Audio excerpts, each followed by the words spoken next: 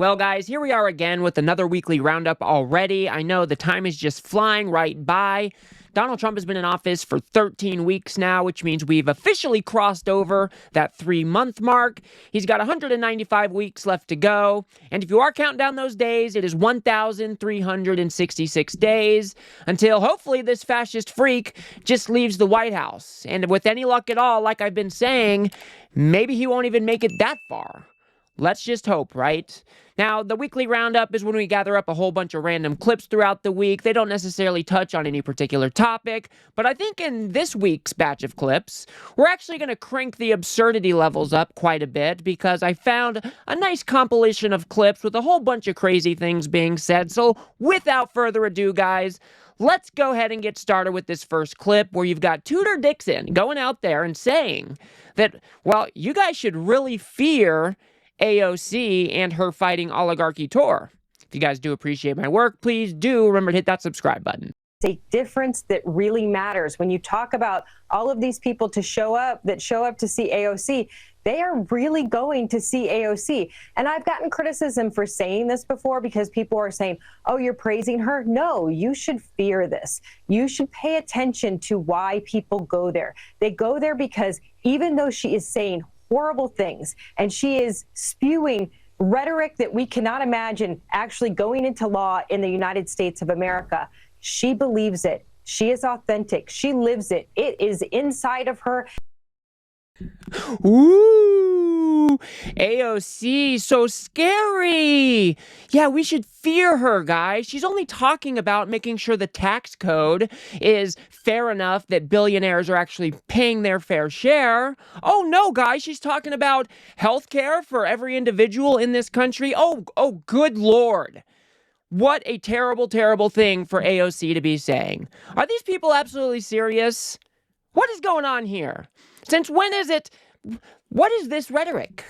AOC is scary. You should fear what she's saying, and these people are showing up because they believe in this stuff.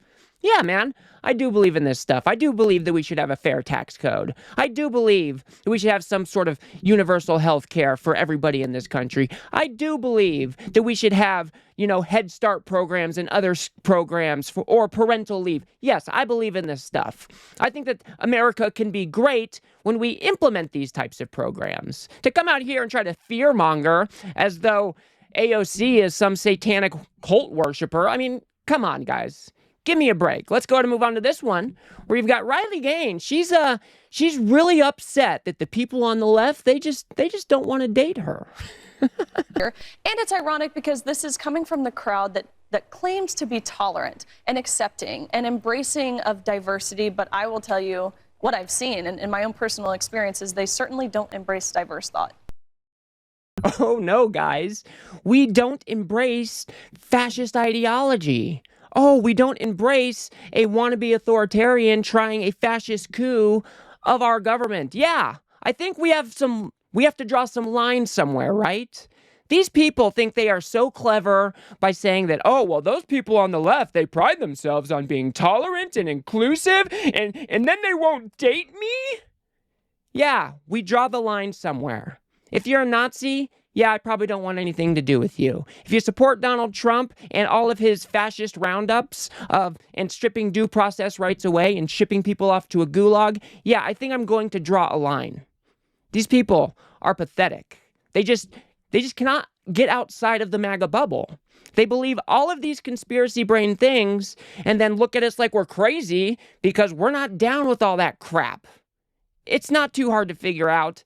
Maybe Riley Gaines is just still real hurt that she only got a 5th place medal. Who knows what's going on here? Let's move on to this freak talking about how if you're worried about your 401ks, well, you just need to get out of the way, okay? Let's keep this real. Donald Trump has plan A, one plan, make America great again. There is no other plan. And the short-term traders or the pundits on TV that are watching Wall Street, look, guys, this is beyond your pay plan. This man is a master at negotiating. This is in negotiations at global levels that we've never seen before. He's transparent, he's authentic, he knows what he's doing, and he will make America great again. So you guys that are at home and you're worried about your 401k, your IRA, or you traders out there, or bankers that are worried about your commissions, just step aside. This is not the time for Monday, quarterbacking. These people are in a cult. That is the only thing that can describe this thinking here. Donald Trump is an absolute buffoon. We have seen him tanking our economy basically on purpose because he has a bullheaded approach to these things we call tariffs. And because he has a conspiracy brain understanding of what tariffs actually are, what trade deficits are, people are now getting hurt because of Donald Trump's actions. If you say, hey, we need to negotiate on this, and then you pull out a gun and stick it to somebody's head and think that that is somehow a brilliant negotiating tactic, well, I got news for you, buddy. It's not smart at all. That does not count. Just because you have countries calling up Donald Trump, which is the only attention that he really craves, doesn't mean that he is a great negotiator. In fact, we know for a fact that Donald Trump is not a good negotiator. He is backpedaling on all of these different promises that he's made. He has not got any concessions out of any of these countries, and he's going to walk away from this whole tariff mess an absolute loser. And in the process, you know what he's done? He's made the rest of the world not trust the United States. So he's doing untold damage that we're going to be repairing for decades, all because Donald Trump is a raging idiot. Let's go ahead and move on to this clip that was recirculating this week. You know, Pete Hegseth just got caught up yet again sharing classified information on a third-party messaging app with people who shouldn't have. Okay, let's just see what Pete Hegseth had to say. Under the previous administration, we looked like fools. Not anymore.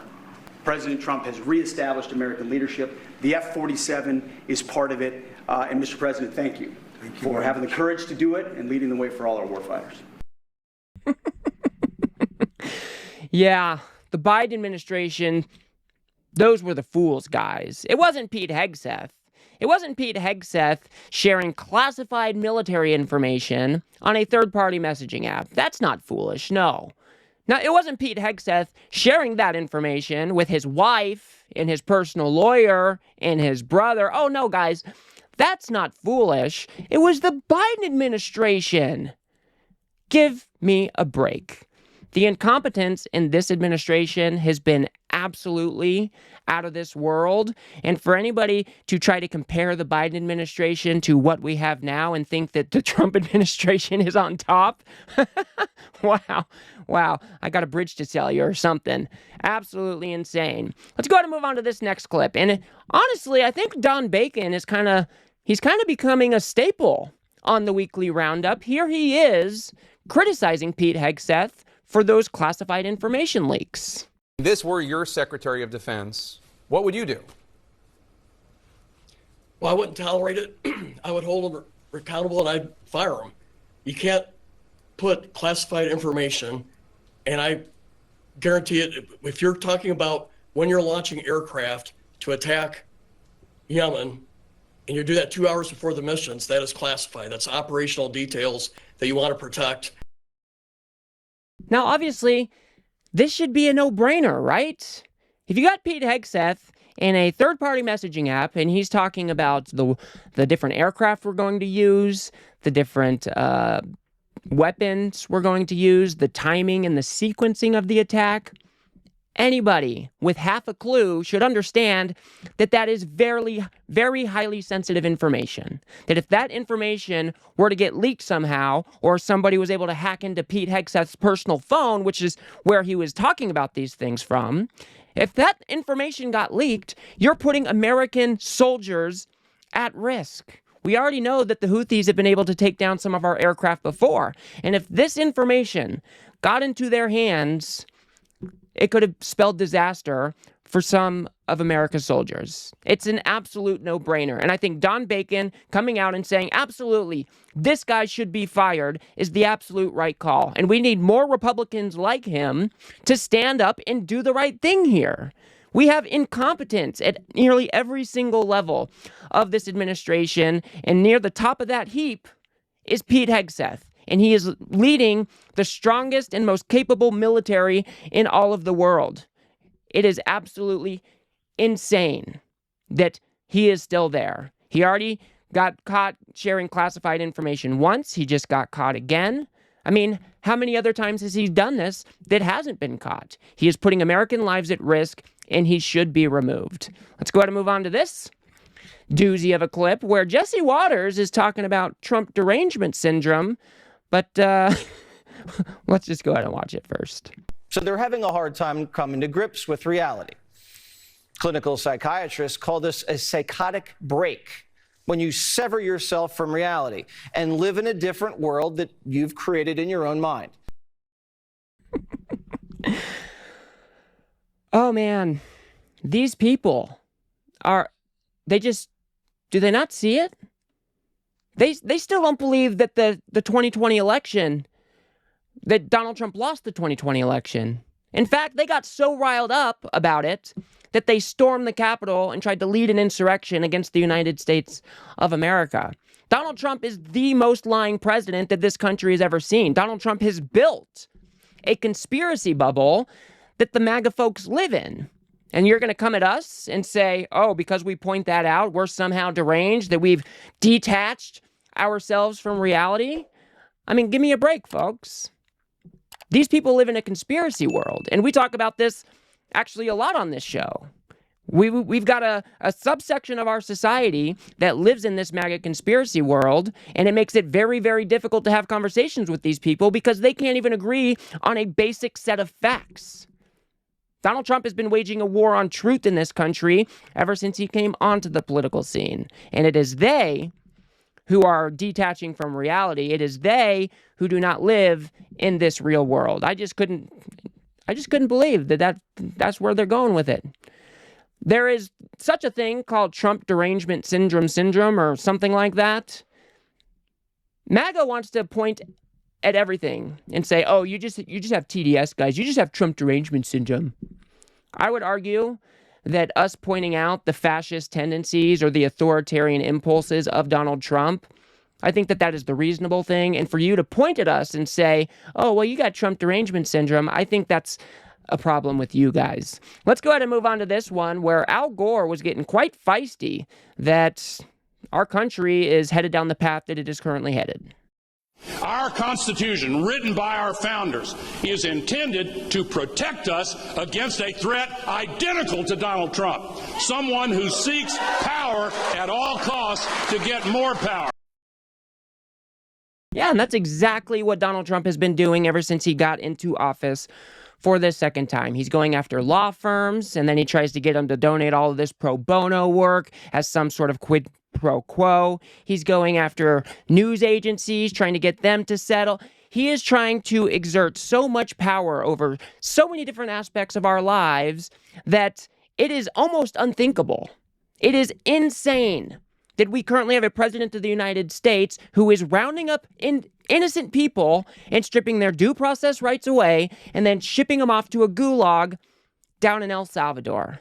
And part of the reason that this is happening is because we have a Republican Party that is so feckless, that is so cowardly, that they are not standing up and doing the right thing. They are afraid that Donald Trump is going to come and do whatever, fund a primary against them, bite their head off. Who knows?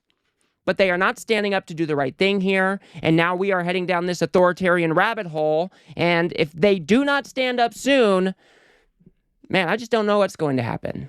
Donald Trump is trying to exert control over every single aspect of our society. He's going after the Harvards and the other Columbia, different universities, trying to exert total control.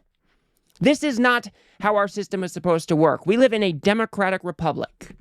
We are supposed to elect representatives and send them to Congress, and those people are supposed to represent our interests. And we have 3 co-equal branches of government. So when one of them gets out of line, like Donald Trump, those other 2 branches are there to get things under control. But Donald Trump is now ignoring the Supreme Court. He's ignoring other court orders and is now actually going after these judges, saying that they should be impeached or whatever it may be. What we are seeing now is unprecedented, and Al Gore is right to be pissed off because our founding fathers built a system that was supposed to be able to withstand a threat like Donald Trump, but because we have such a cowardly Republican Party who is not standing up to do the right thing here, we are heading into some dark, dark days. Let's go ahead and move on to this clip I found quite funny. Now, do you think Brett Baier is sad here? Or he's just really nervous that he's having to deliver this news to Donald Trump? You tell me. President talking tariffs and the economy. If you look at our new Fox News poll at 100 days job approval compared to other presidents, there you see the president at 44%, and you see his first term at 45% at this mark, the 100-day mark. We have other new polls that are revealing some concerns about the economy. Let's talk about it. So you've got Donald Trump, who has now beaten his old self in the worst approval rating in the first 100 days. So sweet. Now, I find it hilarious that Brett Baier here is either sad or super nervous that he's the one who has to deliver this news to Donald Trump, but I find it absolutely hilarious. Now, of course, I think we all should have seen this coming. Donald Trump has been throwing our economy into absolute chaos. He puts the tariffs on, he puts the tariffs off, he puts the tariffs on, he puts the tariffs off. Nobody knows what to do anymore. People from around the world are no longer traveling to America because he is doing things like rounding up innocent folks and shipping them out of the country. I mean, he is doing so much damage to our country. I'm surprised that he still has a 44% approval rating. That is unfathomable to me. That should be down in the 20s. You know, we've got that MAGA base who is going to hang on to Donald Trump's every single word. I expect those people to always say, yeah, I approve of whatever Donald Trump's doing. Do whatever he wants, fascist or not. I'm here for it. But 44%? Really? I know it's only been a little over 90 days, right? But do people see what's going on here? There are human rights violations that Donald Trump is engaging in. I believe right before I came on to do this story, I saw that the Trump administration arrested a sitting judge. I didn't talk about it here because I haven't dug into the story. But we have 70 to 90% of those people who were first sent down to El Salvador. It looks like they have no criminal record at all. I mean, what are we doing here, folks? We are turning into the authoritarian regime that we used to warn others about. And this is all Donald Trump's fault. He told us that he wanted to be a dictator on day one, and now he is doing whatever it is that he can to try to make that be. How is it at 44%? That is the question I ask you. Still funny that Brett Baier seems absolutely out of his mind delivering that news to Donald Trump. Let's go ahead and finish up with this clip, guys. Here we have Gavin Newsom. Turns out that now California is the fourth largest economy in the world if you were to break it off and be its own country. And here Gavin Newsom is talking about the implications of that, and then we'll talk about it on the other side.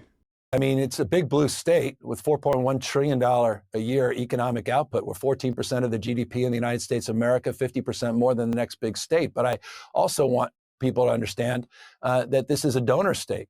In 2023, Californians contributed $83.1 billion more than we received from the federal government. And by the way, for your viewers, they may be interested in this.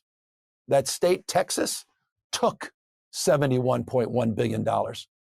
More than they provided the federal government. California, $83 billion, contributor, taker, Texas. And I say that to make a broader point. 71% of the economic output in the United States of America, blue counties, blue metros, blue states with lower deaths of despair rates, higher wages, more productivity, greater growth, lower death rates as it relates to murder.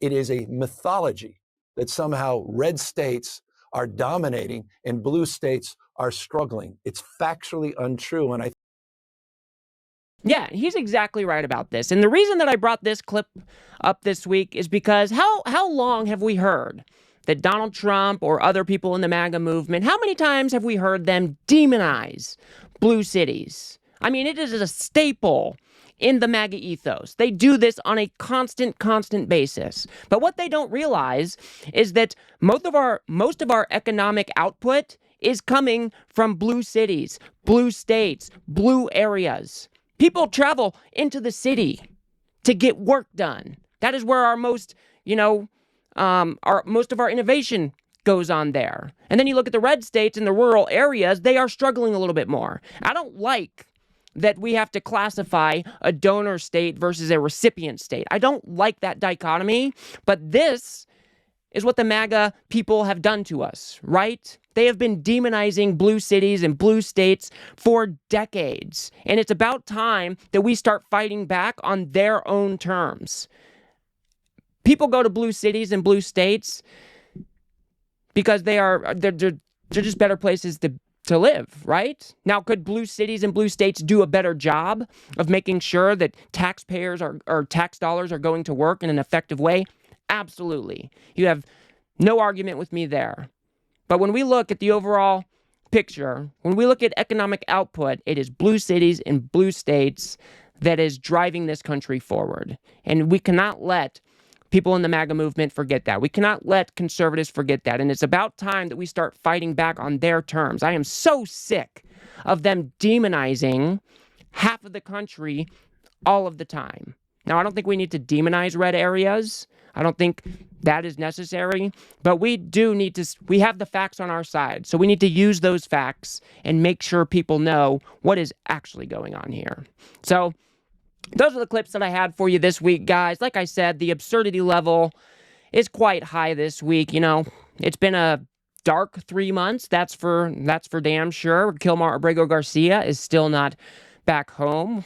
We just had a judge that was arrested in Wisconsin. Like I said, I haven't dug into that story yet, but that sounds pretty chilling to me.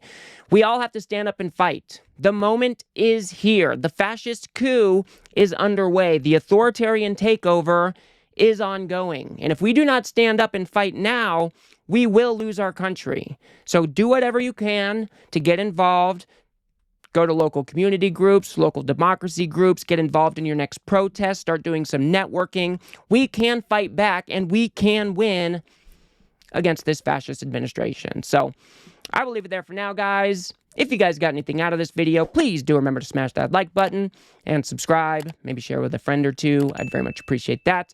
We are trying to build something here on the left that adequately pushes back against the right-wing media ecosystem that just ferments all of that MAGA brain rot that is currently plaguing our society. So if you do like what I do here, please do remember to hit that subscribe button. It is free. And if you guys want to see how Joe Rogan is even speaking out against the Trump administration and their draconian immigration policies, go ahead and watch that video on the screen now. Otherwise, I'll see you guys on the next one.